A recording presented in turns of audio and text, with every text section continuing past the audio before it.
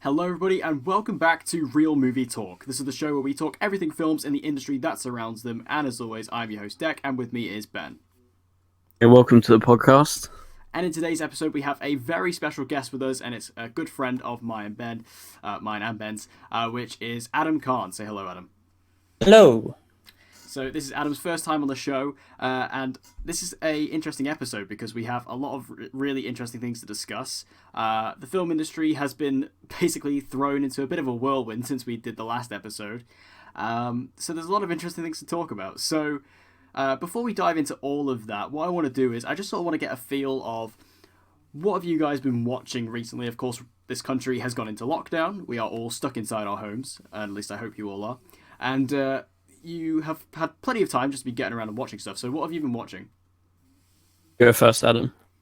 Okay, well, for me, I love watching films in cinema. And watching films at home really conflicts me because I just don't enjoy the experience as much. So what happens with me is I tend to watch films I've already seen millions of times because I don't want to experience a new film I've always wanted to see at home. I'd rather wait until hopefully it gets re-released. Luckily, living in London, we can watch films in cinema a lot, re-released films. So I've been watching recently, I know it sounds weird, but films from my childhood, like, Ratatouille and Chicken Little and Monsters, Inc. But not actually any proper films that I've always wanted to watch. I'm going to hold out on that because I feel in a time like this, nostalgia is the best thing. And watching films from my childhood is how I'm getting through this. But yeah. It's a weird time, I think.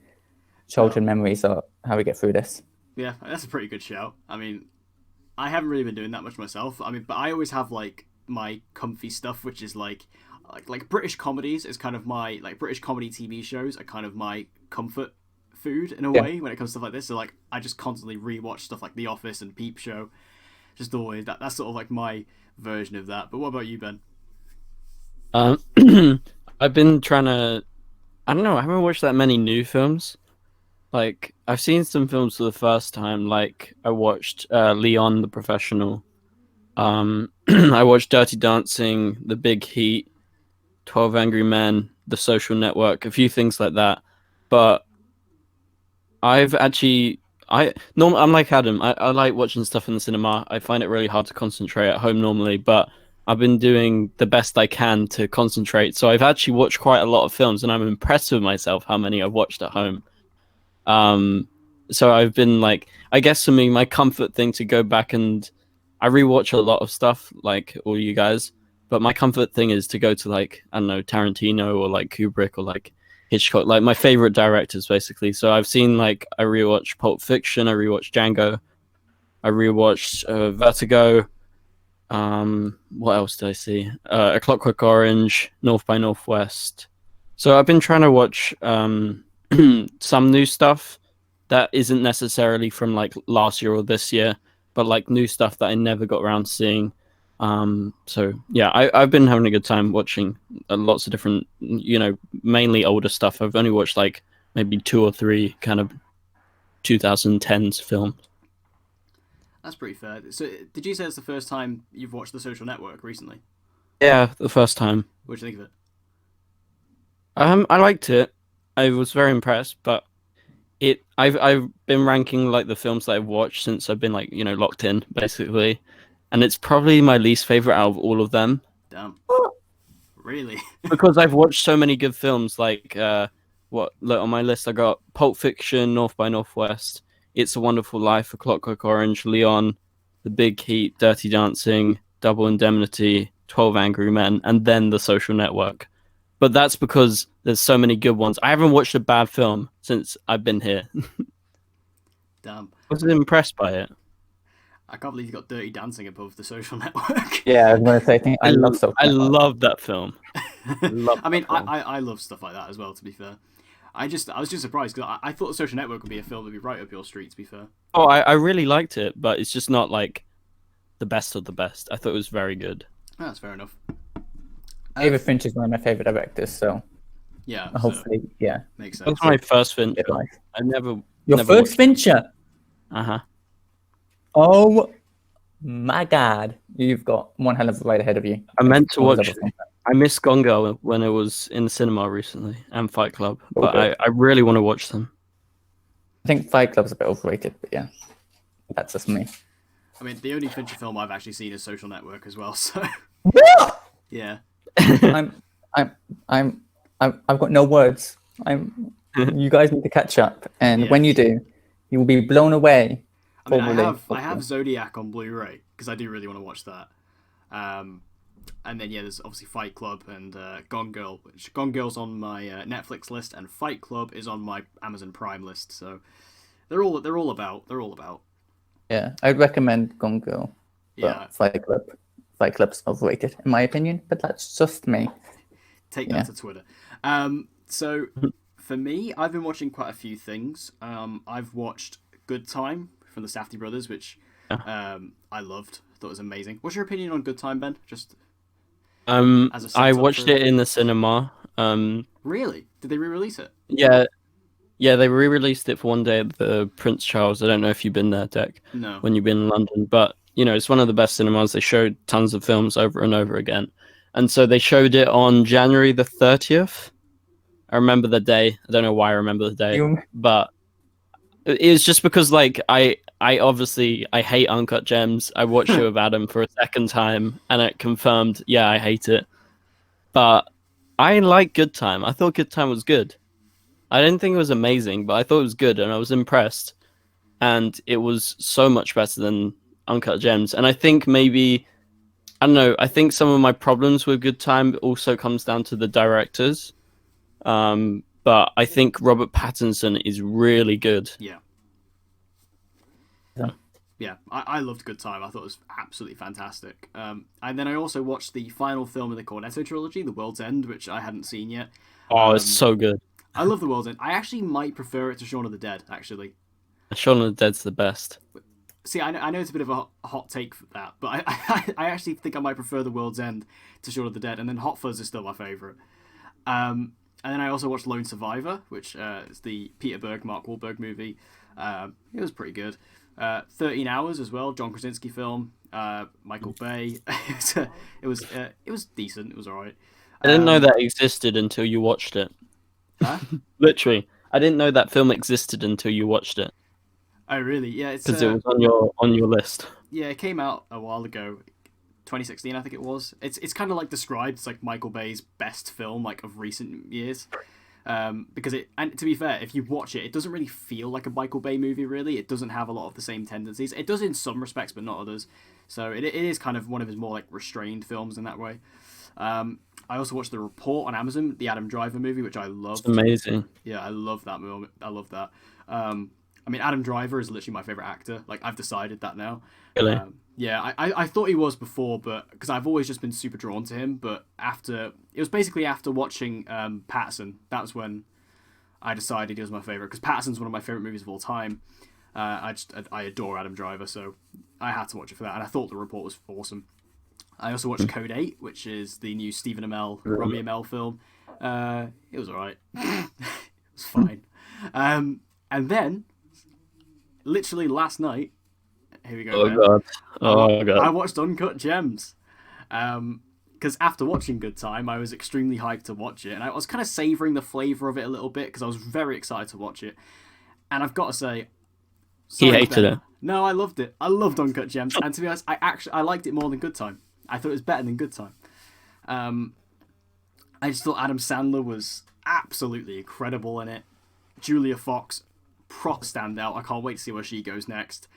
I just thought the screenplay, the story, it was just this downward spiral that was intense and just so endearing to watch at the same time. The script I loved. It just felt so realistic. I think, I'll come back to you in a minute, Ben, but I think the script might be a reason why you didn't like it as much, was because obviously people are constantly talking over each other and yelling at each other. And I might be wrong, but like that's just kind of like a thing. That's the only thing I can look at in the film where I'd be like, that might be why someone might not like it. Is because it is kind of very in your face in some places. I also quite enjoyed the sense of realism it had, where I didn't expect this to happen. I knew The Weeknd was in the movie, but I didn't think he was going to actually be playing The Weeknd. I didn't think he was actually having a role like that. And I just love the pacing. I love the directorial style. Like, I love the style of the Safdie brothers, where they're just so up close. Like all the camera shots are really up close. It feels like you're there in the moment. I just think Uncut Gems was fantastic. I loved it so much. I've put it pretty high up on my ranking of films this year, because it did come out this year, didn't it, officially? No, last year. Did it? I thought it came out on Netflix this year. Like, because it's right? a Netflix movie. Well, it came out in the cinema in England in December. Oh. Right, Adam? Actually, no, it came out. No, it came out in January. It came out in January. I'm pretty sure it was January. I'm pretty sure it was January. Like Yeah, it 30th or is January. January. Okay, UK release date then. Yeah, January. Yeah, that was the day it came out on Netflix. Because obviously this is a Netflix movie along with A24. But yeah, I loved Uncut Gems. Thought it was amazing. I really enjoyed it. But what is it that you don't like about it, Ben? I think there's a lot of reasons, but I think the main reason is it's just incoherent and it's very messy. I know that the style they're going for is supposed to be, very tense, constant bickering, loads of noises, and it's supposed to be really tense and like such a kind of rush of tension, I guess, or suspense. And I felt none of that. I wasn't tense at all. I thought it was just kind of funny because it's chaos, but it doesn't feel chaotic. And yeah, I get with the screenplay. Some people think it's really good. There are a few funny lines throughout. I was with Adam when I watched it again to try and give it a second chance. I was like, I think there's some funny lines or a funny bit like when he's in the bedroom with her. I like that scene. I thought that scene was funny. But it's kind of just actors trying to do something with the style, which is like, I would say, I was saying this, I would call it like phony Scorsese. Scorsese is known for his back and forth, lots of talk. In this, it's non-stop talking. They're trying to bring it to, I guess, like another level where you have this even greater sense of like constant harassment and struggle, with this guy's life. But to me, it just felt very hollow, them just shouting a load of lines, and it just wasn't tense at all. And I think it was really trying to go for that. And it just feels like a kind of rip-off of Scorsese that doesn't work at all for me. I don't know. I also, quickly, before you can jump in and Adam jumps in, I think Adam Sandler is like a sketch character in this. I really didn't fall for it. I was, the first time I watched it, you guys know how much I don't like this film. I was nearly about to leave the cinema. I was ready to leave, but I was like, I'll give it a chance. Come on.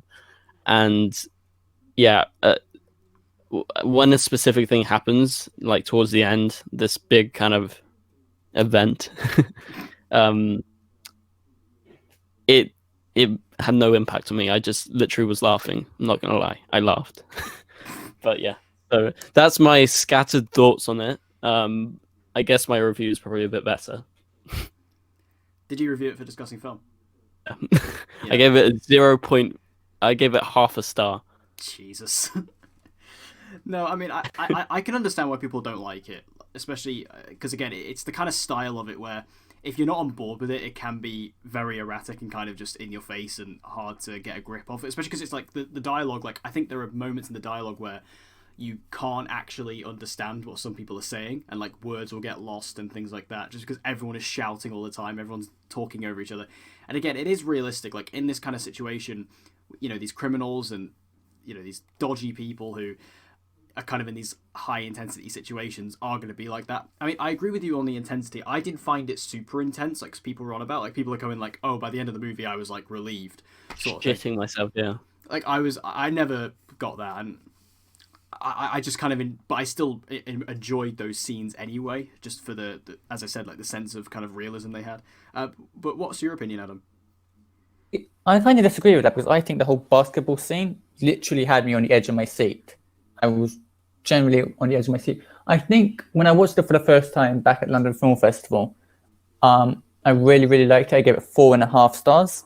And the people I was with at London Film Festival thought it was like the best film of the year, and they still think it's the best film of 2019. And I thought it was a really, really good film. I thought they were, again, to me, the speaking over each other, the sound itself kind of threw me off. But I really liked the third act. in the first act. The middle act was kind of where it kind of lost me in a way, for most people. The second time I watched it was with Ben, and I feel like Ben just gave me his negative energy, and I liked it a lot less. I think it's because I tried to see it from his perspective as well. I tried to see it from his perspective. I was like, okay, I could see why he doesn't like it now. And I didn't give a rating then because I was just like, well, I feel conflicted. And I haven't seen it since then. I've seen it twice. I think it's, I prefer Good Time. But I feel like the general consensus of Uncut Gems is that's a better film. Good Time's great, but I think Uncut Gems gets classified as the better film. I like both, but I prefer Good Time to Uncut Gems, and that's my personal opinion. But yeah. I mean, I'm very kind of close with the two of them. I think that they are pretty close for me in regards, but I think I just prefer the story of Uncut Gems a little bit more, which is why I put it above. Just because I kind of really got into the story of just this guy, this absolute shitbag, just like making all these terrible decisions again and again. It's just a downward spiral that just, like, this guy just is having a really bad week. I found it very engaging. But anyway, so that's what we've been watching recently. So there are a couple of news pieces that we want to talk about. They're all kind of linking into each other, but I think the one we'll start off with, mainly because I can't contain myself anymore, is the first official pictures we have gotten of Denis Villeneuve's Dune, which is coming out in December 18th of this year. I've had to change the way I've pronounced it, because I actually found out this morning after watching an interview with him, I actually heard him pronounce his own name, so I know how to officially pronounce it now. So it is, for anyone who's wondering, it is Denis Villeneuve. That is the official pronunciation from him. So we got our first official look at this, and I would like to preface this before we dive in, and I'm very interested to hear Adam's thoughts based on what Ben has teased. But Denis Villeneuve is my favourite director of all time. I adore his work. I adore all of his films. I think he's just truly the greatest director we have working today. And I genuinely believe he will go down as one of the best of all time, really, as time goes on. Once more people start to discover him. And I think obviously Blade Runner did a lot for his career, but I think this will as well. So that alone is the reason why I'm excited for this movie, and Dune is my most anticipated film of the year, because I know nothing about Dune. I know nothing about it. I've never read the book. I've never seen the original movie. I literally know next to nothing about this property. I only care because, like I've said this before, I think I said it on this podcast, I've said it in videos, I would not care about Dune if Denis was not directing it. I wouldn't give a shit. It's only because it's Denis doing it. So yeah. These photos, I think you can all agree, well, I don't know about Adam, we'll see. These photos are just amazing. Now, this may be the inner Denis fanboy inside of me, but these photos just like fill me with this sense of anticipation and joy that very rarely comes to me. And whether you're just looking at this cast, which is so expansive and incredible, except for Jason Momoa, but I don't like Jason Momoa at all. Oh no, it's fine. I agree. I mean, I've met him; he's a dick. I think that this cast is just incredible. Obviously, Timothée Chalamet in the lead, who is an actor I've really come around to in the last year or so. I remember when he was first cast, I wasn't too happy about it because at that point, Timothée Chalamet hadn't impressed me really, in regards to his range. But since then, Little Women has come out, and I'm like, okay, I can take this. Also, cool. Oscar Isaac, Josh Brolin, Javier Bardem, Rebecca Ferguson. This cast is just amazing. David Desmalchian. Yeah. It's just amazing. But what do you guys think about these photos? Should I go first? Sure. I'll go first. I'm so hyped for this film. I'm like Declan. I think he's one of the best directors working today. Blade Runner, Arrival, Sicario. They've been literally like the best films of the year, like if not like second or first. I think 2016 is either La La Land, then Arrival, but Blade Runner was my favorite of that year. I think Sicario or like The Hateful Eight was my favorite of 2015. So he always impresses me, and I can't wait for Dune. It's one of my most anticipated films. And like you said, with the cast, that cast, I'm the biggest Timothée Chalamet fan. I think he's the best. I think he's one of the best, young actors working today. And then Rebecca Ferguson, huge fan, amazing in Doctor Sleep recently. Oscar Isaac, amazing, especially love him in At Eternity's Gate. Jason Momoa, I really like him as Aquaman, but I haven't seen enough from him to judge him or to be like, oh, I hate him or I love him or anything like that. I've literally only seen him as Aquaman or Game of Thrones. Stellan Skarsgård. Then you got like Dave Bautista, amazing in Blade Runner. Like, who would have imagined like this guy can actually act? Yeah. Like, I like him in Guardians, but compared to Blade Runner, like, whoa. Yeah. And Josh Brolin, come on, like Sicario is fucking amazing. Yeah. So, you know, why not him? And Javier Bardem, massive fan. You know, honestly, I could go on all day about the cast, but the photos, they really excite me, especially when that Timothée Chalamet one came out. I was like, fuck yeah, this is a Denis Villeneuve film, or however you pronounce his name, according to Declan. Villeneuve, a Denis Villeneuve film. When I saw that photo, I was like, this is so him, and I'm totally all in for this. The one casting I'm not sure about is Zendaya. I like her I think she was pretty good in the second Spider-Man. I didn't really know much about her or like her that much in the first one. I really like her in The Greatest Showman, but I'm not the biggest fan of her yet. Same with Jason Momoa. They're the only two questionable casting choices for me, but we'll see, and I'm open to that. But especially seeing that Timothy is in the lead, like, come on. And these photos are so good. Like, freaking Rebecca Ferguson looks like she's a Jedi. With that hood on. Yeah. I think what's interesting when you talk about Jason Momoa and Zendaya as like odd castings, which I agree they are. I think they are kind of strange ones. But when it comes to a director like Denis, I think you've got to look, as you just mentioned, at Dave Bautista. If he's able to get a fantastic performance out of Dave Bautista like that, I'm pretty sure he can do it. And he may even turn me around on Jason Momoa. Maybe. If anyone's going to do it, it's going to be Denis. So, yeah, Adam, what are your thoughts? And also, what are your thoughts on Denis overall? Oh, here we go. Okay. I don't Here comes dislike the Nolan Denis. Okay. No, and here's the thing, right? You see, I've been seeing stuff online recently about these photos and people giving slander for Denis and everything. I'm not like that. See, I appreciate Denis' work. I appreciate his films. Like, I remember going to watch Blade Runner going, this is beautiful. But all his films make me, the only thing I can explain is they make me feel hollow inside, but not in a good way. And I don't like talking about it because, like, I don't like spreading negativity about films. I rather like show my love for certain things and going, like, saying if someone's going, oh, can't wait for Dune and Tenet, I won't go, yeah, I can't wait for Tenet, but I don't give a shit about Dune. That's I'd rather not do that. But his directing style, all his films just leave me so bored, and they're just, to me, they're tedious. As controversial as it may be, you know, Dec, your favorite films, Blade Runner 2049. I haven't seen it since I watched it in cinemas, but I remember watching it there, going, oh, this is visually amazing. The visual effects are great. The cinematography is great. The directing style is good. The acting is good. But I was so bored. I fell asleep during the film for a lot of it as well. I really dislike that. I dislike pretty much every film he's done, except for really Arrival and Prisoners. They're the ones I'm like, okay, these are not bad. Enemies, okay. Sicario, I can't stand Sicario at all. Hate it. Absolutely hate it. And I remember coming into it going, because my cousin was the second was like, you should watch Sicario. I'm like, and he's not a film fan. I was like, oh, might as well give it a go. And I wanted to, as bad as it sounds, claw my eyes out because I just was not enjoying it. And I felt bad because I'm like, I want to watch Sicario 2 after this.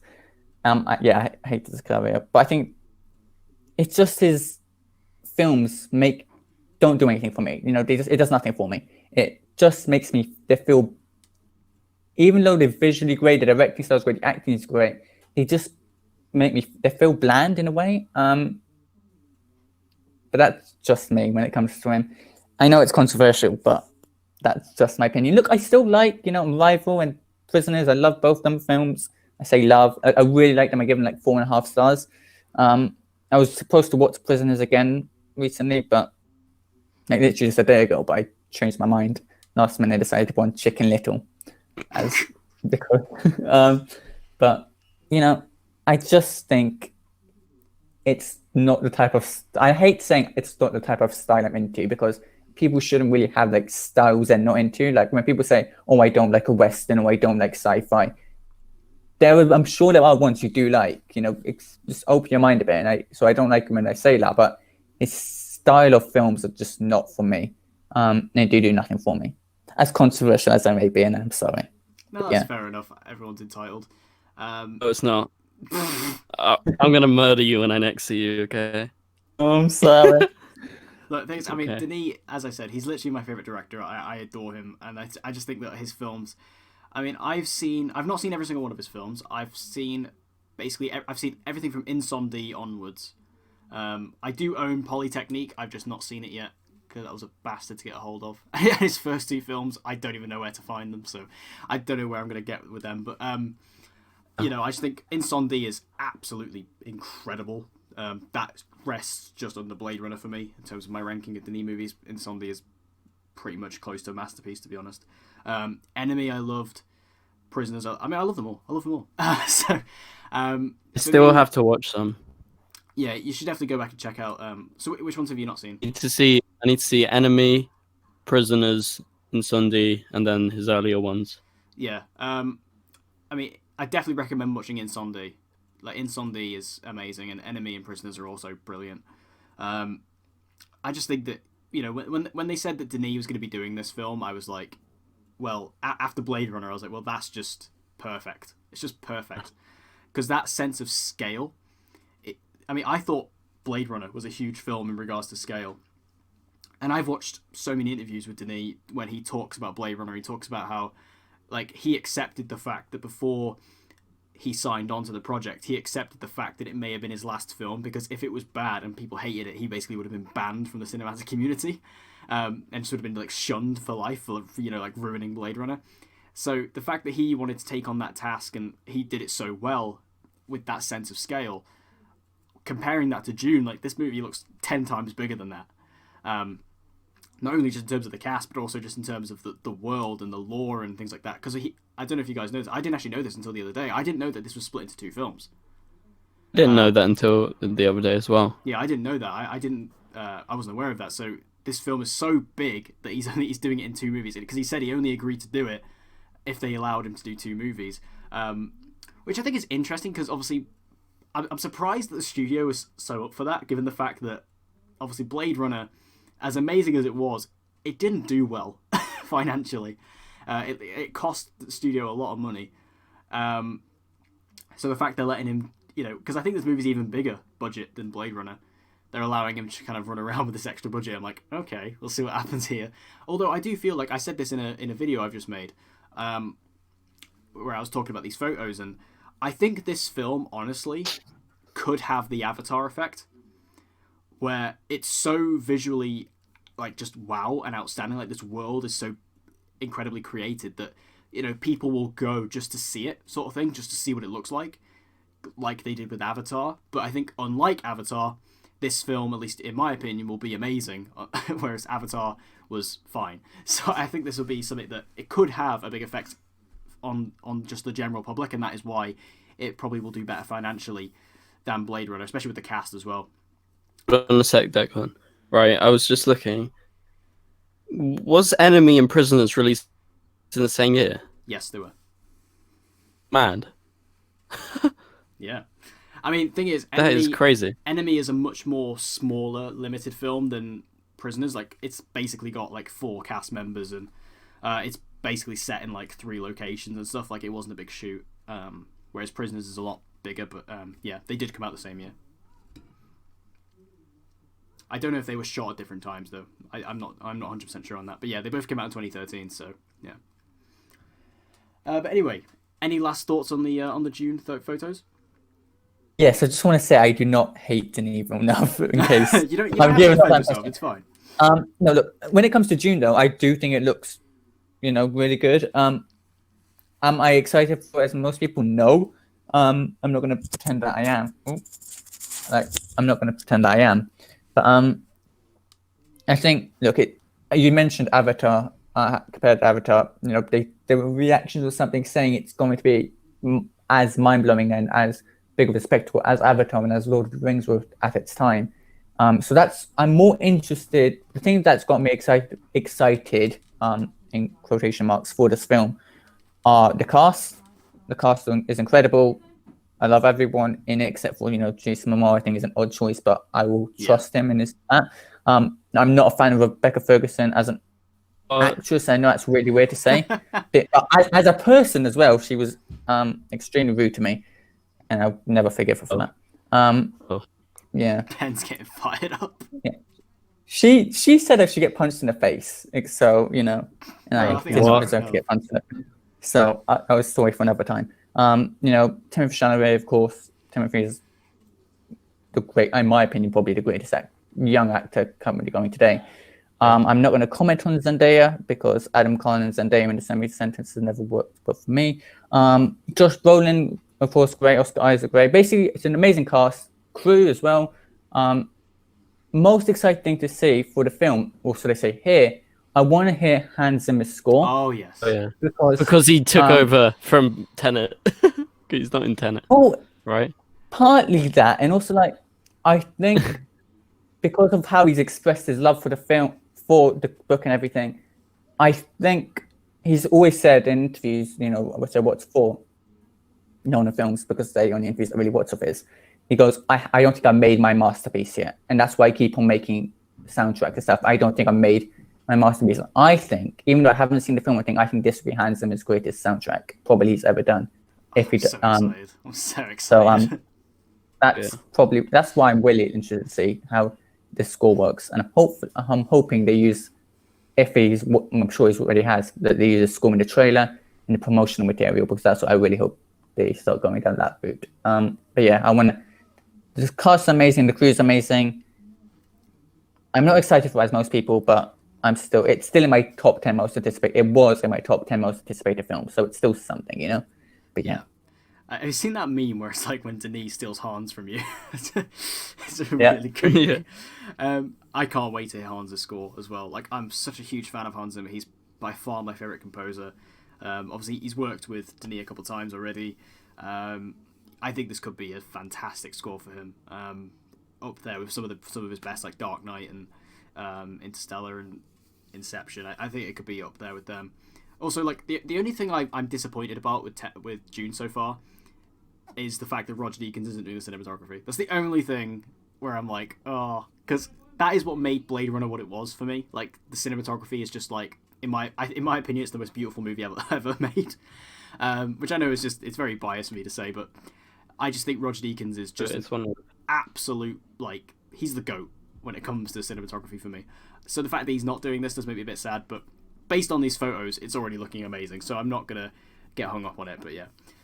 So, let's move on to the next thing, which, the next thing we're going to sort of talk about is sort of movie release dates and how a lot of things have been delayed. But before we go into each of the films that have been delayed, one that we do want to talk about, which currently doesn't have a new release date, but we did get some information on it, was Artemis Fowl, the new film from Disney, is finally making the move. It's doing the big one, which is it's actually going to be debuting on Disney+. This is something a lot of people have speculated about when it came to Mulan and Black Widow. People were thinking about, well, why don't Disney just release it on Disney+? And I mean, the answer is really simple. It's just fiscally, it's just not doable. It's one of those things that they would lose so much money on it, in comparison to a cinematic release. They're just not going to do that. However, in Artemis Fowl's case, I think Disney have realised, and I know Ben, I know you're excited about this movie, but I think Disney have realised at this point that no one cares about this movie, no one's going to see it, they might as well just cut their losses and release it on Disney+. I think this is really interesting, and I don't know if this is going to be a thing that is going to start a new wave, like a trend, because we have seen literally last week Universal release Trolls World Tour on digital on its original intended release date, and apparently it's doing very, very well. But this could be a new trend. But how are you guys feeling about this? Like, what about you, Adam? How do you feel about this? Personally, I'm not a fan of the PVOD premiering on video on demand. Personally, that's just my opinion. I think keep pushing it back, but as far as you can go. I think for certain films like Artemis Fowl, yeah, Disney Plus is the most logical solution. But bigger films like I've seen Mulan, so I could say putting debuting Mulan or Black Widow, for example, on Disney Plus would not make any logical sense whatsoever. Yeah. Trolls World Tour is doing really well on demand VOD, and I think that again was a logical choice, and maybe then pushing it back. And I also think that if I had to say every film, that maybe Peter Rabbit that could go to on demand or something like that. But it's certain films. I'm always for the cinematic experience. I believe, when I sound like Scorsese or Tarantino or someone, I believe in the magic of cinema, right? So I always vote cinema over VOD. I think Artemis Fowl as a film itself is an interesting one because I don't think it was as bad as people said. When the trailer came out, I think it came out a few days before the Infinity War trailer or something. It was around that time. And I remember the trailer dropping, going, it's okay. But I don't think it's going to be as bad as people are saying. I think people are too obsessed about sticking to their source material, and that's what people are going to judge on and go, oh, but it's not accurate and stuff like that. I don't know the source material, so I can't say.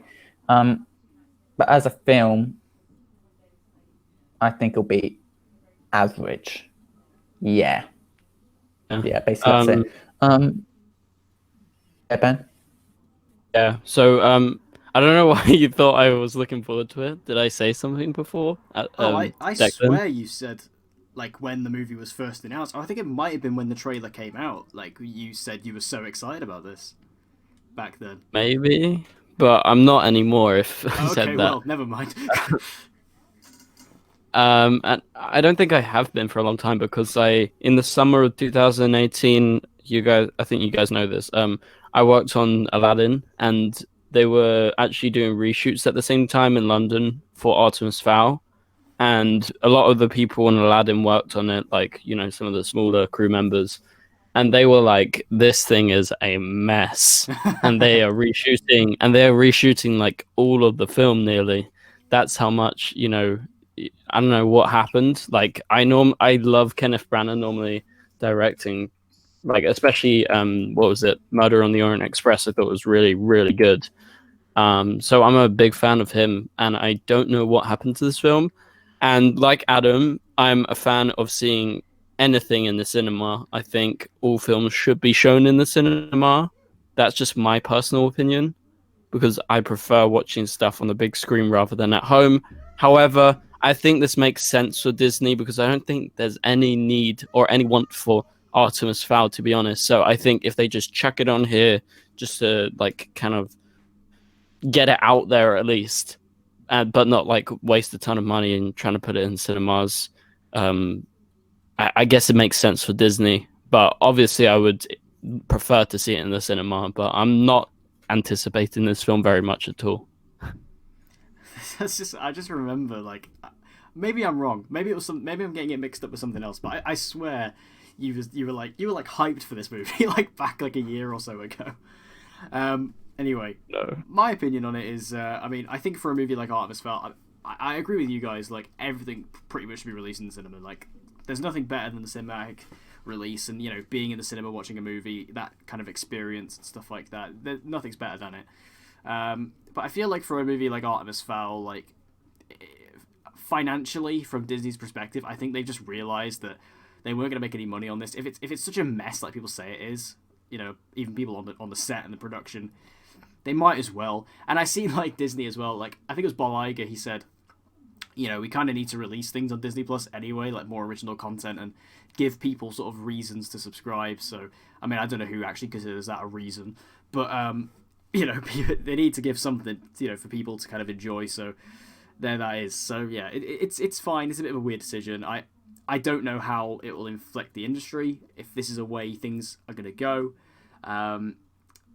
Personally, I don't think it's going to affect much, just because again, for most movies to release digital, it's just a bad financial decision. And at the end of the day, this is the industry. It's a business, as someone who I really respect, Robert Meyer Burnett, as he often says, this isn't show friends, it's show business. It's very much that thing. So I don't think it's going to happen very often, but for this movie, it makes sense. Okay. So let's move into these delays then. So we have a whole load of delays, and we're just going to go through them one by one. We don't have to spend loads of time on each one because there is a lot, but we'll just go through them because so many things have been delayed, and it's really messed up the the release schedule for all studios upcoming. So first of all, we have Fast and Furious 9, which has been delayed till April the 2nd of 2021. Now I'm fuming about this. Like, Fast and Furious is a franchise that is so close to my heart. I love this series. And what annoys me more is the fact that I was so looking forward to this because they are bringing back Han in this one. Han is by far the best character in this series. They're bringing him back for this one. I was so hyped. We're finally getting #Justice for Han. It's finally happening. And now I have to wait an entire other year to get Justice for Han. Not happy. I can tell you guys are speechless. Oh no. Fast 9. I'm kind of excited for it. Talked about this before. I used to be a big fan of the series, but then after 7, I haven't really liked any of the rest. I think 8 was not very good. I thought Hobbs and Shaw was just fine, and I'm looking forward to it. It's weird because I'm looking forward to it because I feel like maybe it's going to be a bit different. Apart from then in the trailer they reveal that they're bringing back that was it Cypher character? Cypher, yeah. Like she, I like what's the actress's name? Charlize Theron. I'm done. I love Charlize Theron only. Like I didn't really like her in Bombshell, but apart from that, I'm normally a big fan of her. But I really don't like her character, and I don't like that they're bringing back all these people from the past. I like that they're bringing Han back because I'm a big fan of Han. I thought he was amazing. And I remember keep on watching the film where he dies, and I get emotional every time I used to watch that. So I'm looking forward to that. I'm actually weirdly looking forward to not having The Rock in a Fast and Furious film, which is weird because I do love him in some of the older ones. But I think I'm a bit tired of him in the Fast and Furious franchise. I don't know why. There's a few characters that I'm a bit tired of, and I'm just kind of excited that you've got like just kind of the original guys, but then it's kind of ruining my taste bringing back some of the new people as well. I get what you're saying about The Rock. Like, I think that I think Hobbs and Shaw ruined The Rock for me in this franchise because Hobbs and Shaw, while I enjoyed it, I don't want to be that guy who's always like, oh, it's not in my headcanon, but like I don't really see it as a Fast and Furious movie. Like, it doesn't feel like one to me. And also, The Rock in Hobbs and Shaw is literally playing The Rock. Like, he's not playing Hobbs anymore. Because at least in Fast 5 and 6 and kind of 7 and not really 8, but at least in 5 and 6 at least, he was still playing Hobbs. Superhero now. Yeah, but it felt to me he was still playing a character at least. But now he's just The Rock, as he is in every other film. So I'm just like, I don't really consider Hobbs and Shaw to be much of a part of the franchise, really. But yeah, I'm still excited. This was honestly rivaling Dune as one of my most anticipated of the year, just because I adore this series. But how do you feel, Adam? Are you excited about this? Honestly, I don't have any interest in this franchise at all. I don't like it. I don't think they're very good films. That's they're not. They're not good. But and that's what I think. That's just the picky side of me. Like since I was a kid, they were kind of like a family type films where, gather around on a family birthday or something, you'd watch them. And I just couldn't stand them. And I haven't seen the newer ones. I haven't really seen many films in full. I just have no interest in them. I saw Hobbs and Shaw because I knew it was separate, and someone was saying it's a really good film, and they gave it 4.5 stars. Hated Hobbs and Shaw completely. I thought it was terrible. I sat through it. I sat through the whole thing, so I didn't walk out or anything. I just think it's not a good movie. They're not. To me, I have no interest in them. I don't care if it's being postponed. You can postpone it another 72 years. It wouldn't make a difference to me. We need justice for Han. But I don't even know who that is. No, yeah, seriously though. And you say how like you're not upset like about The Rock. he's not a good actor. He's a terrible actor. He has not been good in anything he's done except for Moana, and that was not down to him. So I just don't like anything he's really been in. I think at all. I'm just not a fan of these films, and that's just my personal opinion on that. As controversial as some of those may be. No, I think it's completely fair not to like them. Like, they are just big spectacle action films. There isn't really much else to them. It's just kind of a franchise that is very close to my heart. I just really enjoy them, and I think I just really get into them. I always get really hyped every time a new one's coming out. But I do agree with you. Hobbs and Shaw was god awful. I enjoyed it like the first time I watched it, and then like as time's gone on, like the more I think about it, I'm like, no, that was really bad. Anyway, next up we have No Time to Die, which is of course this is Bond 25. That's coming out on November the 12th, 2020 here in the UK, and coming out on the 25th in the US. This was the first film that got pushed back. Like, this was the first one. I mean, it feels like ages ago now when this got delayed. No Time to Die, I'm pretty excited about. I'm a big Bond fan, particularly of Daniel Craig's Bond. And this film really, as the final one for him, looks like a great conclusion. Like, I just love the story. I love the look of the cast, the characters that we have. The villain looks really cool and really interesting. I'm not 100% on Rami Malek at the casting, but the character looks cool. Cary Fukunaga directing, very good choice. I think visually this looks great. The score, it's going back to Hans. Hans is doing the score. I can't wait to hear his take on the Bond theme. So for me, I am sad to see this one get delayed, but I mean, it's been out so long at this point, I've kind of just accepted it. And it's still coming out this year, so it's not too far away, really. Yeah, I remember when they first announced this, because this was like the first film, right, to get delayed? Yeah. And I remember being like, holy shit, like, why the fuck are they going to delay this? Yeah, for such a long but time. Then obviously now we understand because the cinemas aren't open. But yeah, I think November's a good release date. I was really looking forward to it, like especially seeing the trailers and like, Adam's seen it loads of times, but like the BFI IMAX, they keep on showing the trailer. Yeah. And it just looks so nice. Like it's the cinematographer behind La La Land and like Linus Sandgren, right? Sandgren. Yeah. The Swedish cinematographer. Yeah, he did La La Land, First Man. Massive fan of him. So it looks amazing. I think it's going to be really good because I really like Cary. And the only thing going against it for me is Rami Malek because I don't know about the casting. Yeah. But yeah, I'm looking forward to the film though. And what about you, Adam? I'm looking forward to it. I think I've given up. People think I'm like really, really, really looking forward to this. I'm not as much as people think I am. I've found online. Look, I'm really looking forward to it. It's for me selling point. It's shot on IMAX. It's shot on IMAX film. Yeah. And I was thinking recently, because we don't have here in London an IMAX laser cinema that projects in the full IMAX aspect ratio, and they were opening the Science Museum was getting its opening in July. And we're like, okay, now that the film has been delayed, we can now watch it properly. But now because of the virus, that's production on that has stopped. So I'm just hoping that I can watch this film in the full IMAX aspect ratio. That's my main thing. Doing at the Science Museum? You know how the aspect ratio for Nolan films, 1.43.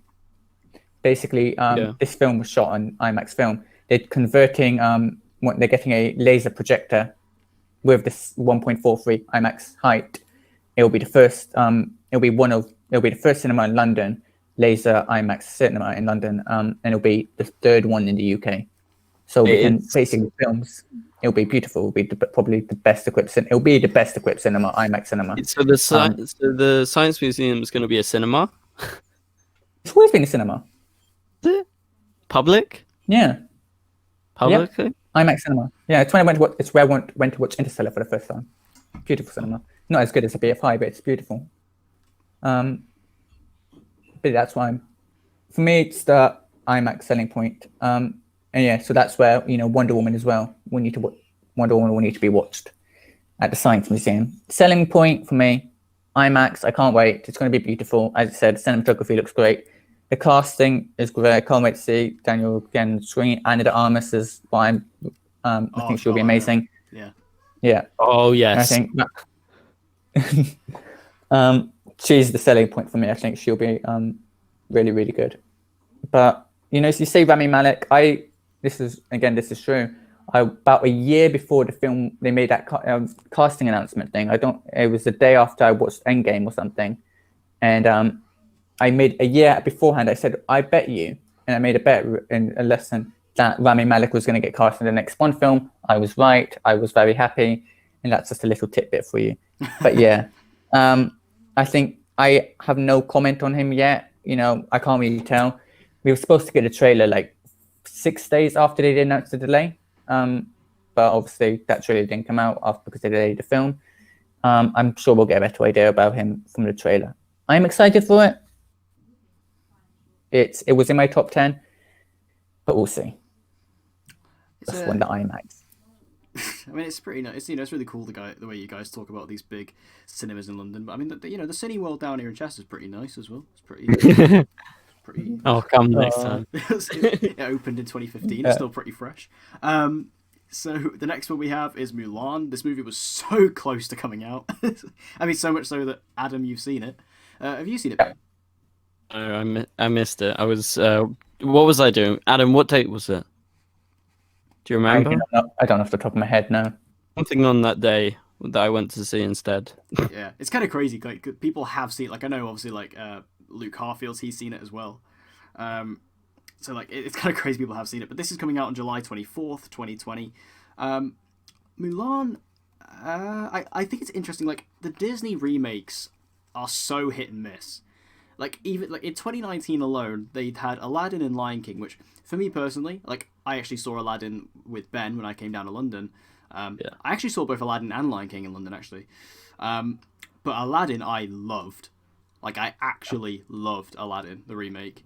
But Lion King I absolutely hated. So I don't know where to start. Like, I think based on the trailers, I think Mulan looks cool. And also, what I really respect about Mulan, from what they've said and what I've heard about it, is that it seems a bit different from the original, which, you know, the main complaint about Lion King was that it was literally a shot-for-shot remake, which it literally was. Whereas Mulan, it's basically removing the music, which I know is a very controversial decision, but I actually think it's a wise one. They're removing Eddie Murphy's character, basically.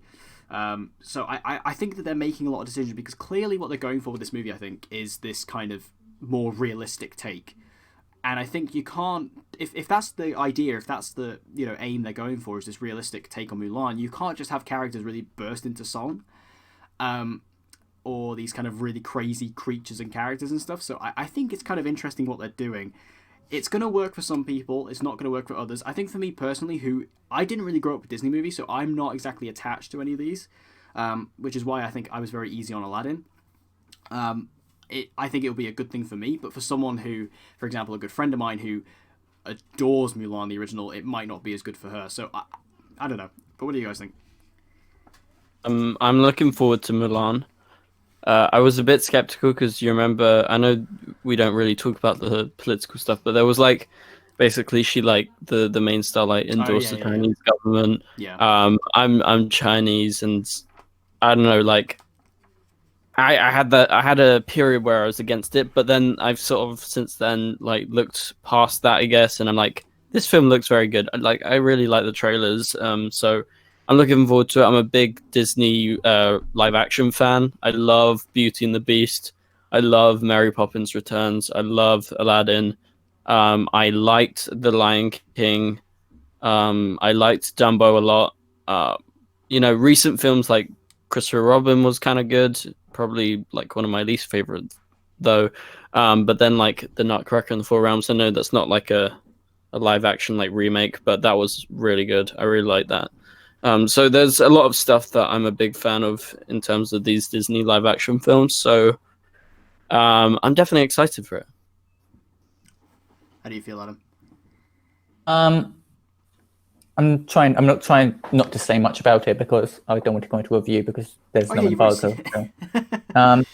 But I've been lucky to attend a lot of the premieres for the live action remakes like Aladdin and Lion King and Dumbo and now Mulan.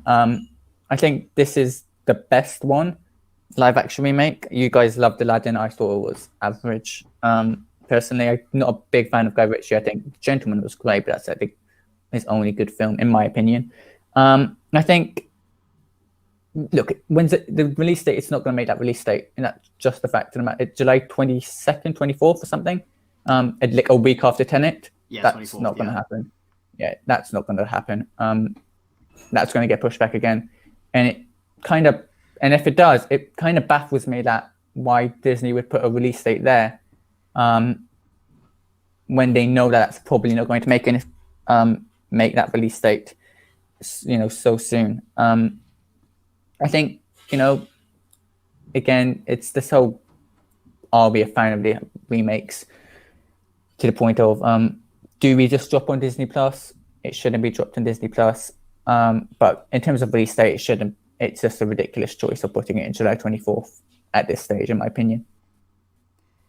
Yeah, I think the release date's kind of silly, like, because I don't know. I feel like maybe cinemas, like, I know we might talk about this in a minute, but I feel like they're gonna start maybe opening around like early July with some guesses.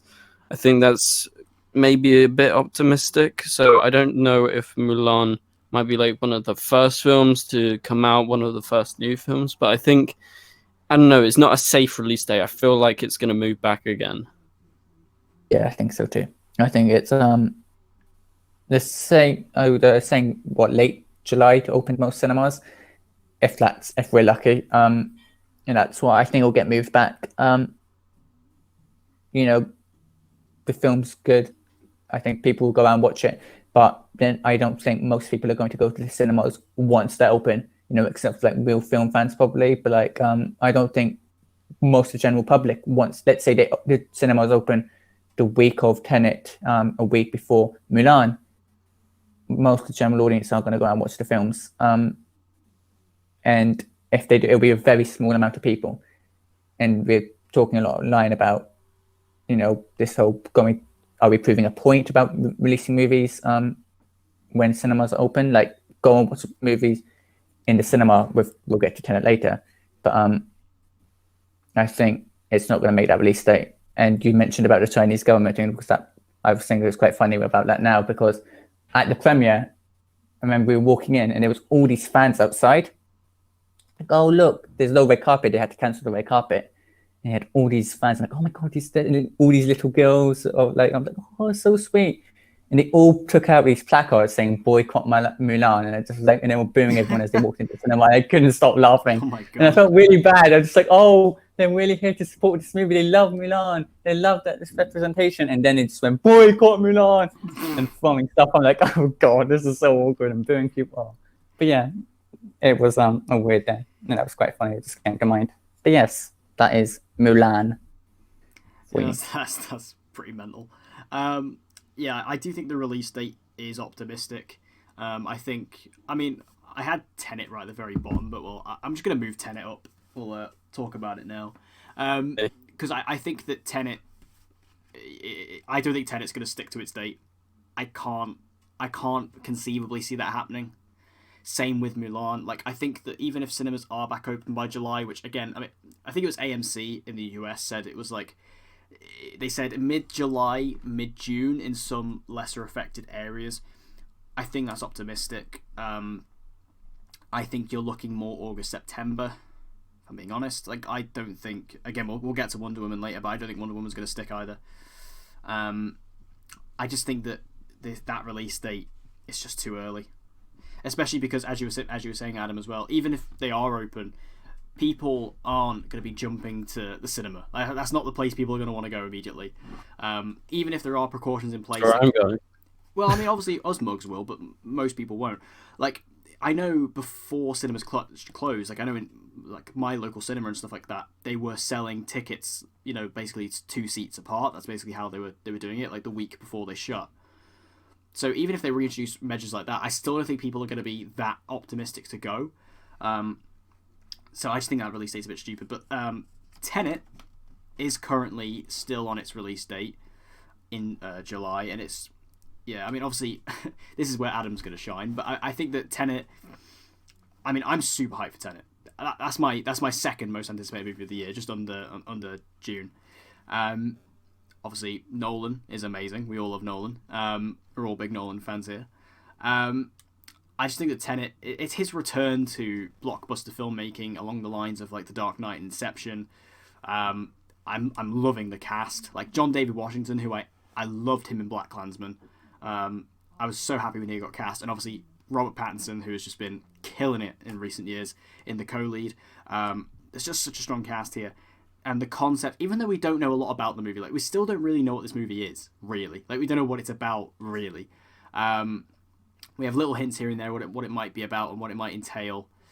Time seems to be a big factor, but we still don't really know what it's about. But I'm still incredibly hyped. But yeah, it's still in its release date. So what do you guys think? Adam, you want to go? Yeah, sure. I think Tenet is an interesting one because I feel Nolan's going to be so picky with everything because he has a lot of power, but he doesn't have the power I saw is an idiot on Twitter, I won't name him, who literally says, "Oh, Nolan will make a deal with the government to like stop the coronavirus." I'm like, Nolan has power. He doesn't have that much power to just stop the coronavirus and open up cinemas. But I think with Tenet, if it releases on July 17th, if it does and cinemas open, it'll be like Nolan's way of saying like that. With the first trailer, they started a campaign advertising campaign with hashtag maximum effect. Like watch trailers and movies in cinema for maximum effect. Like you can watch this trailer online, but we don't recommend it watching in cinemas. So that can be an extension to that campaign, as we keep saying, proving a point when cinemas open, going, okay, now go watch films in cinemas, really pushing that point forward. I say if it's just impossible to make that release date of July 17th, I think it'll get pushed back a year to July 2021. Oh, really? People are saying, pardon? You think it'll go back a year? Yeah, Okay. Because people are going June, push June back and doing everything, and that doesn't make logical sense, and I'll tell you why. And that's because of Top Gun, which is released a week later, and Top Gun was shot in IMAX. Now, it wasn't really shot in IMAX. I don't want to get into the nitty-gritty, but it's classified as being shot in IMAX. And films that are shot in IMAX have at least a few weeks in cinemas, right? Have to be in IMAX cinemas for at least a few weeks. Yeah. So even if you it takes over June release, Dune's release date, not June, I got my lisp, then that will mean that Tenet's only in cinemas for a few days in IMAX, and obviously Nolan is not going to allow that. So there's not much room, especially again, No Time to Die was shot in IMAX and Wonder Woman was shot in IMAX. You can't be in that area. So I think next July is Nolan's safest bet. It's also, again, the next problem is Mission Impossible, which is released around the time of Tenet. If that shoots in IMAX, we'll have the same problem. I don't think Mission Impossible is going to keep that release date because the movie, apparently from what I know, most of Mission Impossible, Mission Impossible 7, the majority of the film is set in Italy. It takes place in Venice. Majority of the film is set in Italy. I won't say any more than that. And because they can't shoot in Italy, they're going to start building a set in London and filming in London. If this continues, they won't be able to do that either. And Mission Impossible will get pushed out. So I think Mission Impossible will get pushed out, and July 17th, whenever next year, not July 17th, 2021 is the most realistic date for Tenet, as basically no other date this year really fits because of IMAX cinemas and stuff like that.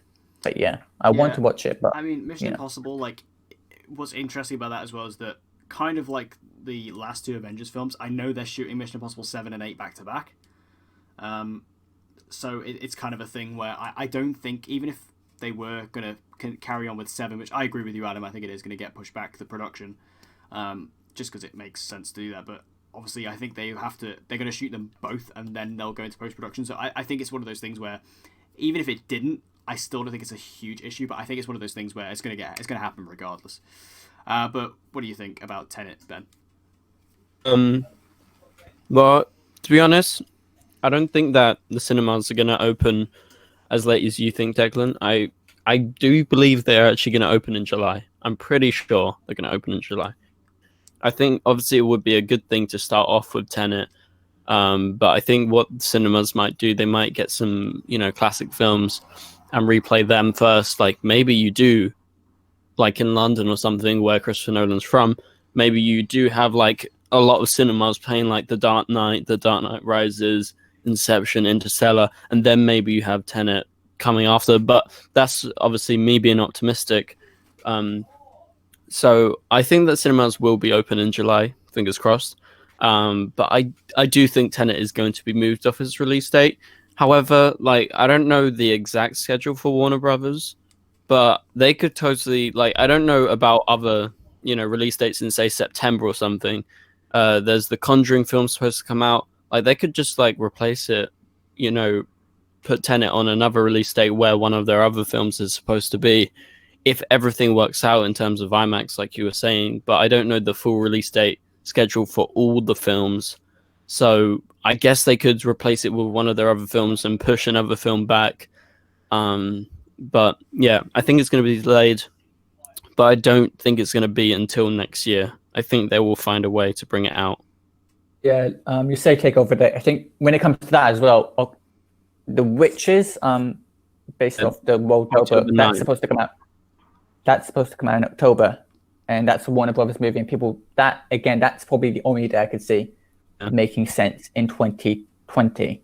Of if The Witches gets pushed back, Tenet comes out. That gives it a few weeks, a good few weeks until the 12th of November when No Time to Die comes out. I could see it's coming out then.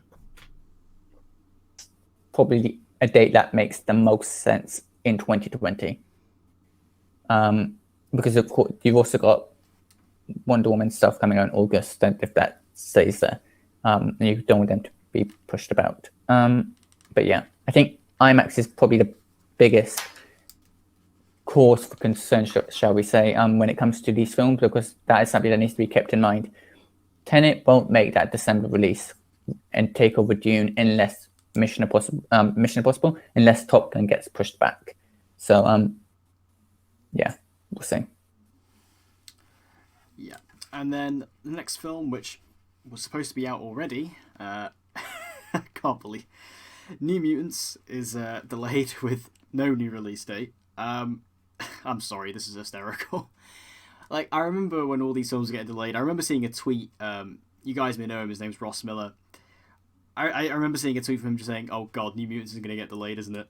And I just started laughing because I thought it totally is. And then about 2 days later, or it might have even been a day later, it got delayed with no new release date. And this is crazy to me that New Mutants, like, this movie was meant to come out so long ago.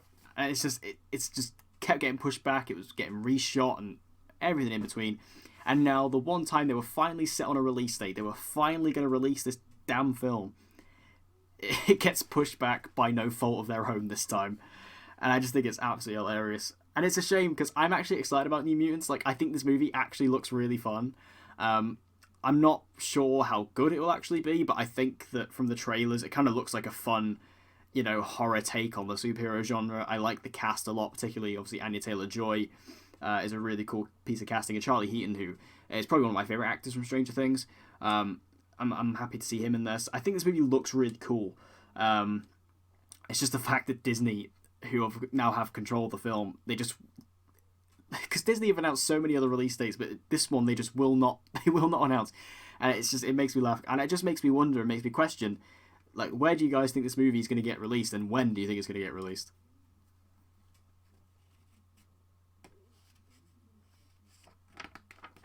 I think that it's gonna get released at some point, but like you said, this has been a curse film, and maybe at one point they might just like full on just give up on it because it's taken so long. And I think that I don't know. I feel like it's gonna get a release basically, but I don't know when, and I don't want it to come out on Disney Plus because I actually really want to see this film. Yeah, I do as well. I can't see them giving up on it purely for the fact that it's done. Like, you might as well make some money off of it really, if you can. I can't see them just flat out cancelling it, especially because it has got the Marvel name on it at the end of the day, and I think that does a lot for people. Like, even if you look at like something like Venom, which was obviously Venom wasn't connected to the MCU, but it still had the Marvel name, and that was very profitable, made like $800 million or something. So I still think they will release it. But what do you think, Adam? It's a weird one because we keep on getting movie dates announced for Disney, and we're still not getting that New Mutants date. It's just delayed indefinitely. Like even yesterday, was it yesterday? Soul got delayed, and they gave it a date for it, taking off Rey's date. But they still haven't announced New Mutants. I think people are saying Disney Plus, and I think again that's another conversation because Fox has a deal with HBO. And if New Mutants was to drop, it'd have to drop on HBO, HBO Max in America. And it's also a conversation of, because people are going, oh, Disney Plus, but it would have to be HBO because of Fox's deal. And also, it also be R-rated as well, which won't go on Disney Plus. Yeah. I think we'll have to wait and see, is all I'm going to say, because I don't know what's happening with this film. I don't want to begin to think what's happening with this film because just as Miguel hopes happening gets a date, it'll probably get delayed again because of the curse this film has. I can't even begin to think of where we'll get placed as a date. But I'm actually really excited for it. I think it doesn't look bad at all. I thought the first trailer really excited me all those years ago. The new trailer got me, quite excited. I was quite excited for that. I feel bad. I feel bad for the film. I know it's a film, but I feel bad for the filmmakers and everyone working on the film because it's cursed. And yeah, it's awkward how bad it's doing in a way in its production side. Because they reshot everything and they're not using the reshoots, they're just sticking with the original cut. But yeah, anyway. Yeah, it's a cursed film. It's kind of crazy. So we'll see eventually if that happens. Same case with Antlers. This film has also been delayed with no new release date. This was also, I believe, a Fox film that Disney has the rights to now. So that's also got no release date. I don't actually know a lot about this movie. Do you guys know a lot? I do. I'm so looking forward to it. You guys know I'm the biggest Guillermo del Toro fan. And he produced this. He's been working on this, and they shot it like pretty quickly. I think they filmed it in Vancouver. It's directed by Scott Cooper. The trailer is very good. It looks really scary, and I think anything that Guillermo del Toro touches is just. I've literally never been disappointed by the guy. He's like my Denis Villeneuve of like recent filmmakers. Well, obviously you got other people like Wes Anderson, Christopher Nolan, people like that who don't disappoint. Same with anything Guillermo touches, anything he produces as well, which Antlers he produced. Amazing. Like, have you seen The Orphanage or have you seen I Love Mama? This guy or like Scary Stories to Tell in the Dark last year. I love that. So I'm really excited for Antlers. Also, the director Scott Cooper did Hostiles, which was very good. And yeah, this film, like, I've been looking forward to it so much, and I was kind of upset that I'm not going to be able to see it sooner because I've been anticipating it. But at least I hope it gets a release date for this year, like by the end of this year. Yeah, what about you, Adam? I think I don't know much about it. I know about Scott Cooper's work. I've seen some of his films. As Ben said, Guillermo del Toro, I'm a big fan of his. Again, the movies I'm more fan of his directing than his movies he's produced because I don't totally agree that everything he produces is great at all. But I can't really comment because I don't know much about it. Trailer looks good. Trailer looks it has me hyped, shall we say?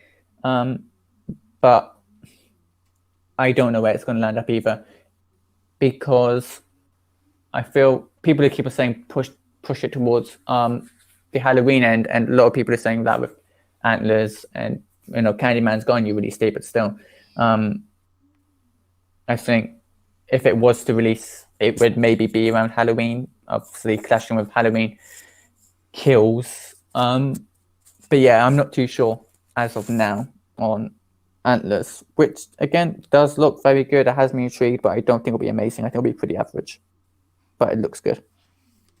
Yeah, I don't really know a lot about it, so I can't really comment much on it. And then the MCU for Marvel, they have basically.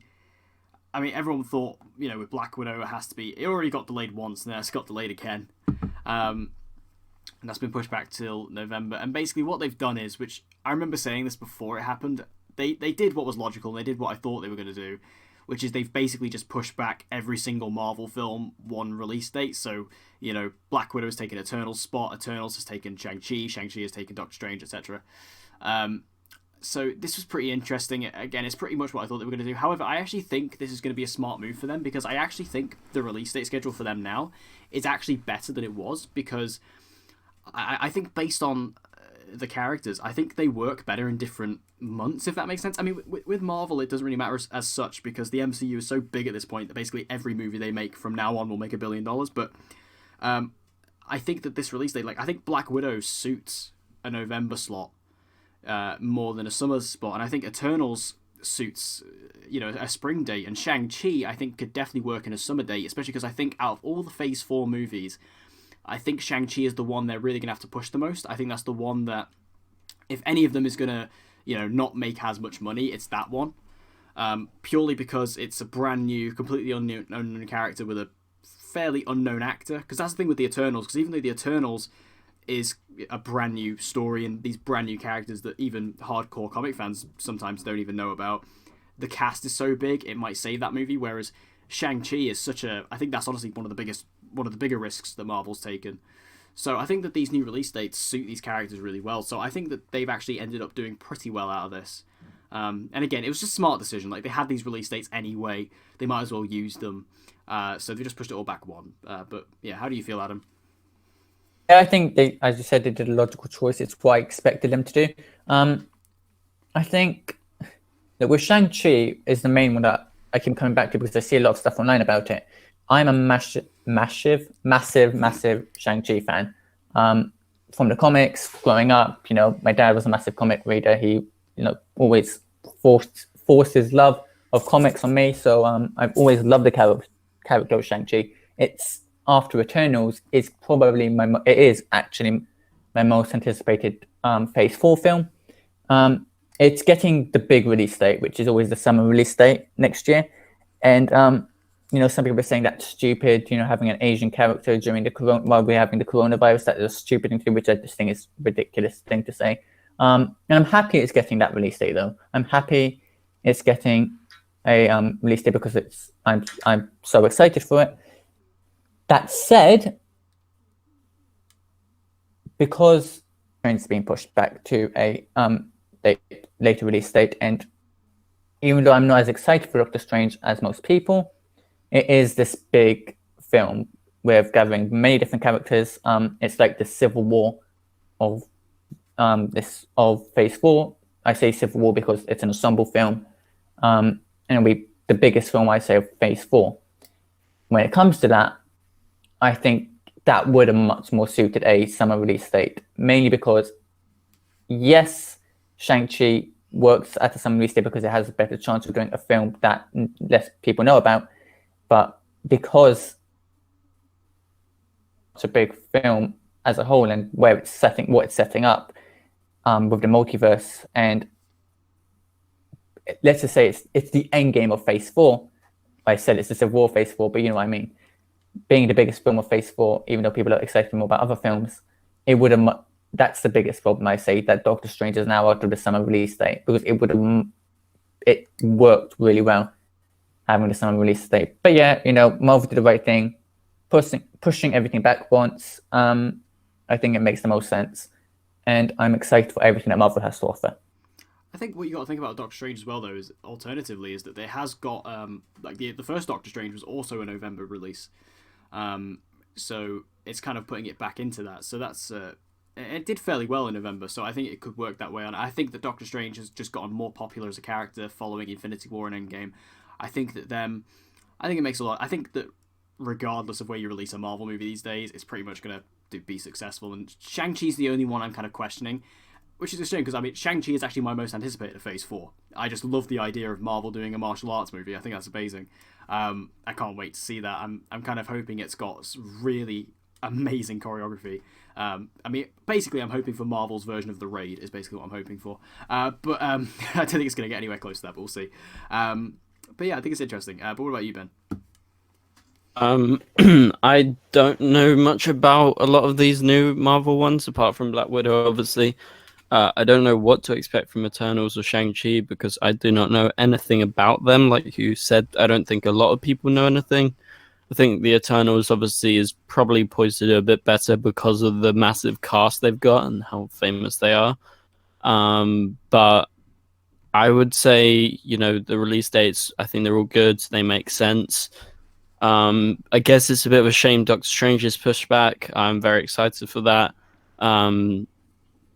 With Black Widow, I think it makes sense. I think this is a better release date than the original release date. And yeah, I don't have much to comment on this, to be honest. I think it's all good, basically. Yeah, it's all fine. Now, Spiral, which is the film, it's the next film in the Saw series. This is the one that Chris Rock is doing with Sam Jackson. That has been pushed back with no release date. I know literally nothing about the Saw franchise. I've never seen any of them. So I'll let you guys take over for this one. Shall I go? I'll go. Yeah, go for it, yeah. I've watched one Saw film. I do want to watch the first Saw because I do really like James Wan as the director. I think he's a very good director. The Conjuring 2, I think some of the best horror films, to be honest. I think they're really effective, and everything he's done with The Conjuring, I don't think I've disliked a Conjuring film. I know a lot of people don't like, The Curse of La Llorona or The Nun, but they still fucking scare me, and I don't think they're bad films. I think they're good films. But you got some really good stuff in the mix with James Wan, so I would say,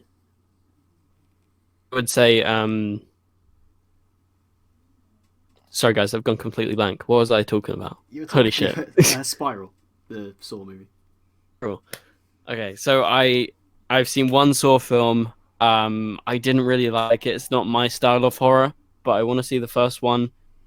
But this one does pique my interest because it's Samuel Jackson and Chris Rock, and it seems to be maybe a bit different. So I think the release date... It doesn't have a release date right now, right? No date. I hope it gets released before the end of the year. I hope it gets a Halloween release date or something. Yeah, I think it looks... I mean, I have no interest in the Saw franchise, really, as you said, but it's not really my sort of style of horror either. I'm not a slasher guy. But I think that the film itself, the trailer looks really cool, and the posters are amazing. So I am interested in this, but how are you feeling, Adam? It's an interesting one because I have not much interested in the Saw franchise. I saw the movie when I was 9, I know. And it did nothing for me. Even maybe it's because I was 9 years old and it's not a film for a 9-year-old. But it did. I've not seen any other of the franchise. It's not something that really stood out to me. I'm going to rewatch them before Spiral because I watched the trailer for Spiral. I loved it. I was surprised how much I liked it. I had no interest in the film before the trailer, and then that kind of blew me away because I was expecting so little of it. But yeah, I'm really, really looking forward to it. Yeah, as Ben said, Halloween release date, hopefully around that time, because it's always nice to have a horror film around that release date. But I don't want it to clash with Halloween Kills. But yeah, I think as a film, I hope it's good because it looks really good. But yeah. Yeah, it does look cool. The SpongeBob movie has been delayed. I think that, the reason why I wanted to bring up this one in particular, I mean, we don't really have to talk about this one, but the only thing I find interesting is it only got delayed a week. So it's now coming out on August the 7th, 2020, which, I mean, we've already said this, but I think it's just, that's optimistic. It's stupid. But, I mean, we've still got so many of these to go through, so I think we should just rattle off a few of them, because there's so many to talk about. So we mentioned it earlier, but Soul, the new Pixar film, did get delayed till November, which... It took Raya's date, right? It did. Yeah, so that Pushed away back to March 12th. yeah, so that makes sense. That's fine. So Wonder Woman 1984 also got pushed back August the 14th, 2020, which I think we spoke about that earlier as well. Again, it's probably not going to happen, right? I've got a feeling it will, to be Really? honest. Like I said, I feel like cinemas are probably going to open around July time. I think maybe this is a second week in August. I think maybe by then you can probably start opening some new films, and I think Wonder Woman would be a good start. Like I said, I think Tenet or Wonder Woman would definitely be a good start to bringing back new films to the cinema. I feel like it's going to make it, but I guess it could be delayed. Like I don't expect it to open necessarily, but I don't expect it to, definitely be delayed. Yeah. How are you feeling, Adam? Do you reckon that'll stick?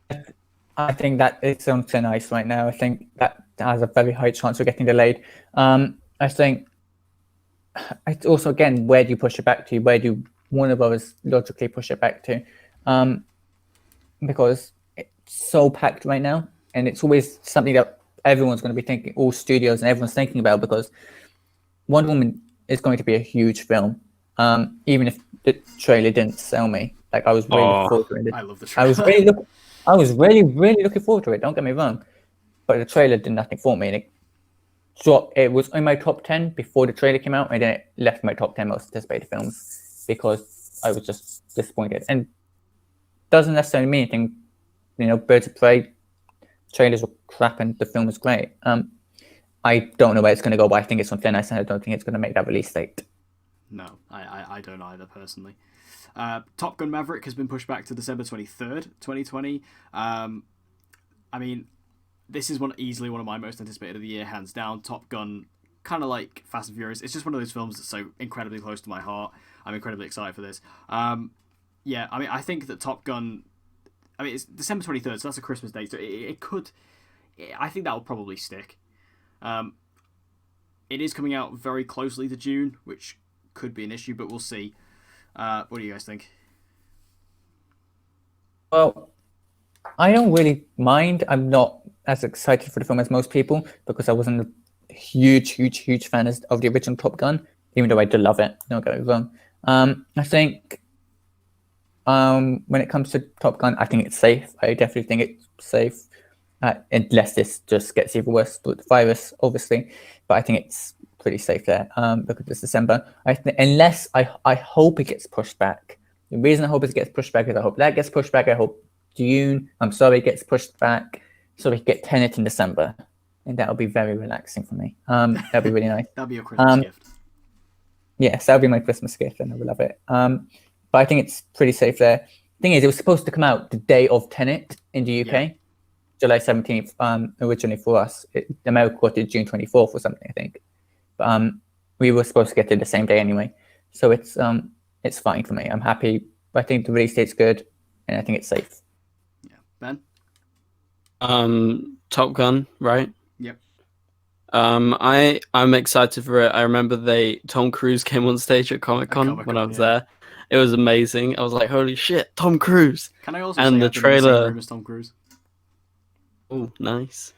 Just like to contribute. Okay. Fine, we see that. All right. Top Gun. With Hans I think the trailers have been very good. So I've been looking forward to it. I haven't seen the first Top Gun. I should probably watch it before. Yes. But I'm looking forward to it. And I think the December release date's a good date. Yeah, get yourself into the danger zone. So next Sony came out and released a bunch of delays at the same time. Like they announced that Ghostbusters and Morbius have both been delayed till March 2021, which I mean, both of them kind of make sense. I'm worried about Morbius. I don't know how that's going to fly. Even though Venom did very well, I don't know if Morbius will do particularly well. We'll have to see. Ghostbusters, I think, could go either way. I mean, the 2016 reboot didn't exactly do well, but this one, given the fact that it is the original team coming back and it seems to be a bit more attainable for a lot of people, I could see that happening. Also, Uncharted has been pushed back Speaking of cursed movies, this one this one makes me happy, but it also makes me incredibly sad at the same time. Like, Uncharted is my favorite video game series of all time. I adore Uncharted.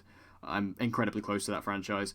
I hate the fact they're making a movie, especially with Tom Holland as Nathan Drake. Like, I hate the fact they're doing a young Nathan Drake. I think it's stupid.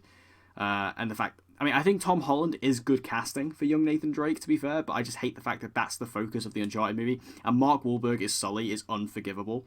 Like, that is literally, I know it's Sony, like, paying their dues for being like, because he was Nathan Drake a few years ago when they were going to make this movie back then, and now he's kind of outgrown the role, but it's just like, he's just not Sully. He's just not Sully at all. But that was actually cancelled, and its production was cancelled on the day of, and now its production probably won't start until 2022 because Tom Holland is going to have to go and do Spider-Man 3, which is currently still on its same release date. So those Sony films have all been delayed. And we mentioned it before as well. Raya has been pushed back to March as well. Let's take a look here. Jungle Cruise has been pushed back to 2021, July 30th. That's another Disney movie. Jungle Cruise, I don't particularly like the look of it. I think it looks really just below average and poor. The Rock, I think, is weird casting there. Emily Blunt might save it because she's amazing. But also they've cast Jack Whitehall in it as well, which, granted, I love Jack Whitehall as a comedian. I've seen him a couple times. I'm a big fan of his comedic work. But him in this, I just don't know. Like, I think that seems really odd. And also, I know there was a report that came out when he was first cast, which is that he's actually playing a gay character. He's playing the brother of Emily Blunt. And apparently this was the phrase that was used. He's playing the character for laughs. I mean, that could throw Disney into some hot water, I think. Yeah, there was a lot of controversy around that, wasn't there? Yeah, so I don't know. I mean, it's been a lot of time since then. They could have changed it, but I just think it's one of those things. This could be a bad move for Disney. I don't know. But how are you feeling about Jungle Cruise? Still interested. The trailers haven't sold me. I think it's going to be a pretty below average movie. Yeah. And I think it'll be a film that people will just go watch for a laugh. I think kids will be like, yeah, I liked it. I don't think it'll be a good movie, though, really, at all. As you said, I think Emily Blunt will be the best part about it, probably. But The Rock, as well, no interest. I think he's a poor choice in casting. But yeah, absolutely couldn't care less that I got delayed a year. Yeah. Yeah. I swear it was supposed to release in 2018, right? Yeah. It got delayed, like, massively. It was supposed to come out. They're releasing trailers recently. There was posters. Saw a lot of advertisement. And then now it's delayed a year again. I'm kind of not surprised because I am not interested as well. I'm only interested because Emily Blunt's in it, and I think Emily Blunt's amazing. But apart from that, I don't think it has any appeal, really. Are they trying to recreate Pirates of the Caribbean? Is that what they're trying to do? Because obviously that was also a Disney World ride, and that's what this is. Like, is this? Are they trying to make based on a ride? Yeah, Jungle Cruise is a ride. Yeah. Is that That's like? weird. I'm just trying to figure out. Is that their pitch for this movie? Is that what they're trying to do? Anyway, Indiana Jones 5. This is the best one. Oh, God. Has been pushed back till July 29th of 2022. So this further fuels the idea that Harrison Ford will probably be dead before we start filming this. He's not that old. Well, he also is quite a reckless person and can fly planes into the ground. He very easily could kill himself by the point this movie starts filming.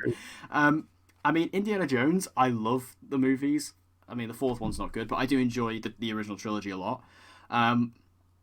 I mean, Indy 5, I don't think they should do it, personally. I think I do think Harrison Ford, like, he's too old for this now at this point. Like, I think it's one of those things where, especially for this character, because, like, in Blade Runner, I know I'm incredibly biased towards Blade Runner and I can sing its praises all day, but when they brought him back for 2049, like, he obviously wasn't the lead character of that movie. Like, he was a supporting character, and his character had changed so much, and his role within the movie wasn't, like, the main guy who was doing all the action. He did a fair bit of action, but not as much as Ryan Gosling was doing. But in Indy 5, if he's going to be the lead character again, like, if he's just playing Indiana Jones, he's going around on his whip and he's getting in all these fights and stuff like that, I'm just not going to buy it. Like, I'm just not going to be into it, because I'm just like, this is clearly not Harrison Ford doing most of this. And it's just going to look weird. Like, I thought he was too old in the last one, and that came out in 2008. So, like, I don't... Yeah, and again, I'm not 100% convinced this will actually happen. I know James Mangold was brought on recently, which I think is a very cool director choice. I think that's a very good choice for this movie. I like James Mangold a lot. Logan was amazing. Ford v Ferrari was very good, and of course that got nominated for Best Picture. I think that's a really good choice. And this movie could work if they do it right. I'm just not sure. Because the problem is we don't know anything about it. So, like, we don't know what the story is. We don't know how they're going to play it. We don't know when it's going to be set.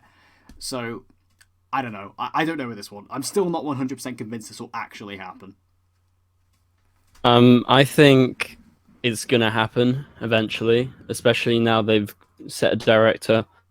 I'm a bit sad that Spielberg's not doing it, but that being said, I think, like you said, Mangold is a really, really good director. Even though I really like 4v Ferrari, but it wasn't Best Picture worthy, No. in my opinion. But that being said, I think he's a great pick, and that does excite me. And I love Indiana Jones, so I really do want to see it. Yeah. Adam? And I think it's going to hit that date as well. Oh, yeah, I'm not worried about that. Yeah, Adam, how do you feel? I just think it's a pointless movie. There's no need for it. I didn't think the fourth one was really that good. I think this film is unnecessary. I have no interest in it, and I just don't want it to be made. That's my personal take. I mean, to be honest, I agree. Even as a huge fan of the franchise, I'm just like, just don't. Just leave Love the it. trilogy. Love the I want trilogy. The fourth one isn't good. Yeah, I'm just kind of like, just leave it at this point. Like, as you said, there's just no need for it. Like, just don't do it.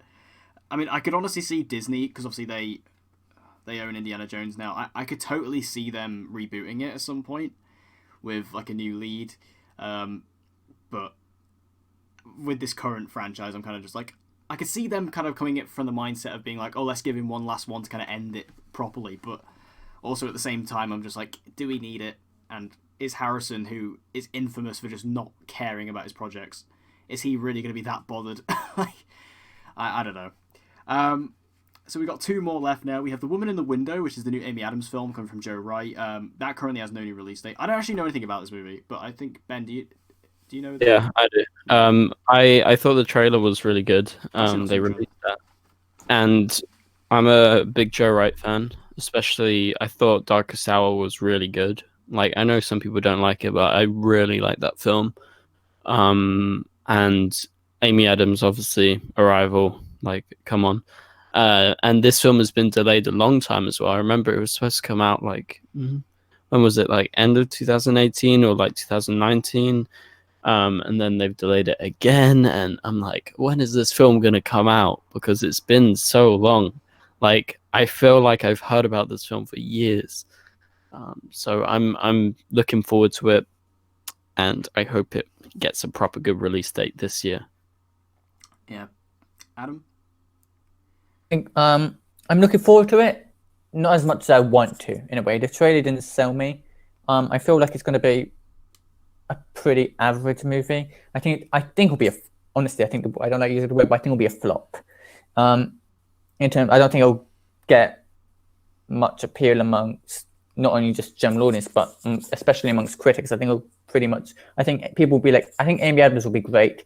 I think I think she'll be really good in it, but I think the film itself is going to be pretty average.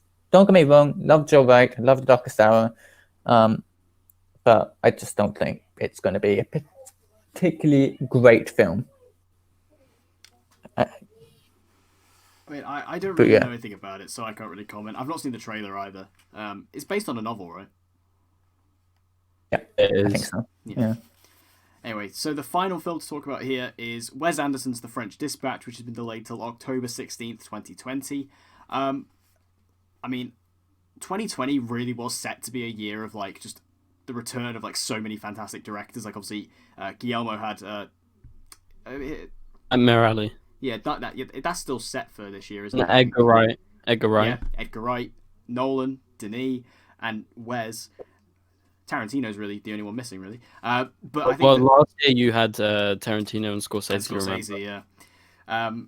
But Wes coming with his new film, The French Dispatch. I mean, we got the trailer for that fairly recently. It looks very good. The cast is obviously fantastic. Wes always assembles brilliant casts. I mean, I'll admit I've not seen too many of Wes's movies. I've only seen Grand Budapest Hotel and Isle of Dogs. I think that's all I've seen. But I liked both those movies a lot. Particularly Isle of Dogs. I was a huge fan of that. So I'm very excited to see French Dispatch, especially with this cast as well. I think the concept seems really quirky and fun. Like, obviously, Wes's movies are always very quirky. So I'm very excited about this. But how do you guys feel? I can't wait. This was, I think, it's my second pick for my most anticipated. Tenet's my number one, by the way. So I'm the biggest Wes Anderson fan. I've seen like all of his films, bar two, I think. I haven't seen Bottle Rocket or the Darjeeling, sorry. And the French Dispatch, like that trailer, man, I watched that so many times. It just looks so good, and I think this is a really good release date for it. I think it definitely suits it, and I think, you know, if the Oscars goes ahead as normal, I think this is like a prime date for it. Yeah, that's true. Yeah, it will be good for that. How do you feel, Yeah. Adam? Yeah, I think it's got much better Oscar chances now, as you said. I think, look, I'm really looking forward to it. But the thing is, I prefer Wes Anderson's animated work, stop motion work, to his live action work personally. I think, yeah, great release date. Trailer looks great, but I'm just annoyed. It makes me more annoyed about the whole coronavirus now, because that was almost definitely going to debut at Cannes. I was going to go to Cannes, and you know, it just messed everything up, and it's a shame because, you know, that would have been amazing to see early. Sigh. Yes, I did. I just said sigh instead of actually letting out sigh. Is Cannes? Yeah. I'm guessing Cannes not going ahead. That's it.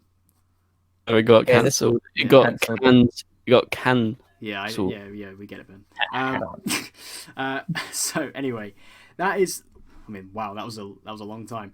We have basically been through literally every single film that's got a release date. I mean, there were a couple of ones that I didn't mention, just to name them off the top. Like, we got like Minions 2, Antebellum, Infinite, In the Heights, Scoob, Malignant, Greyhound, the new Sony Marvel project, Peter Rabbit 2, Candyman, Free Guy, Blue Story, David Copperfield, which both of those films have actually been released here in the UK. I've seen David Copperfield. I thought it was pretty bad. But and also Lovebirds and A Quiet Place Part 2 as well. So, you know, there's so many films have been delayed. It just shows how badly this coronavirus has affected everything. So the next year and a half or so is going to be extremely packed, and we're going to be very well fed. I think it's very safe to say. Anyway, is there anything you guys like to add before we wrap this up? No, just like looking forward to going back to the cinema. And I want to see. Oh, you didn't mention *Malignant*. Like, that's the new James Wan film. Like, I can't wait to watch that. Also, *The Conjuring*. Like, I know that hasn't moved release dates, but there's just some stuff that I'm excited to see. Hopefully, when cinemas reopen. Yeah, it's gonna be great when we finally get that news that things will be opening again. Adam, anything you'd like to add? No, just that I just want cinemas to open. I have no life right now. I've always said I have zero life, but right now I have nothing to do. I spend my life in the cinema. I want them to reopen. I can't wait for Tenet. My life revolves around Tenet right now. I talk to everyone about Tenet. So for me, I just want to go back to the cinema, just watch films, relax, and get my life back. Yes, I think we can all say amen to that. So anyway, guys, I want to thank you all for listening. We know this might be the longest episode we've ever done, but this was a big one, so we want to thank you guys for joining us. And as always, I'd like to thank Ben, as always, for being with us. No problem. Thanks for watching. And also thanks to Adam for joining us. You're welcome back anytime you like. Thank you so much for having me. No worries. And also, once again, thank you all for listening, and we hope to see you guys again in the next episode, whenever that may be.